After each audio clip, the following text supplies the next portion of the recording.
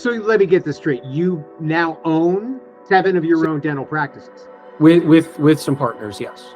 That must be extremely informative for Rise. How much does your owning of clinics inform your actual boots on the ground at Rise?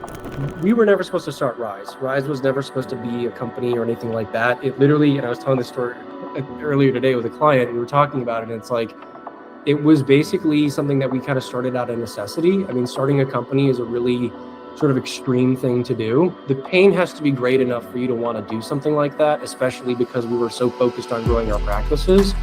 And so, truth be told, I came in and my partner is a very salt of the earth, very frugal guy. And I say that with all due respect. I'm cheap as hell. And, dentists tend to be very cheap, and that's exactly how I am. But he calls me into his office one day and he goes, "Look, I know you did a bunch of fancy tech stuff. That's awesome. Like, I don't really care about that. Like, I believe in you. I think you're a cool kid. I think you've got a lot of energy behind you. You clearly want to make stuff happen and whatever. But I'm gonna level with you. I've never worked with a dental consultant that I've liked, and I've never worked with a dental marketing company that I didn't hate. And I'm leaving out some F-bombs." And I was like, "Oh, okay, well, why is that?" And he goes, "Look, I give them my money. I don't know what the hell they do. I don't understand what they're doing with it. They kind of take it, they go off, and they whatever. No one knows what they're doing with it.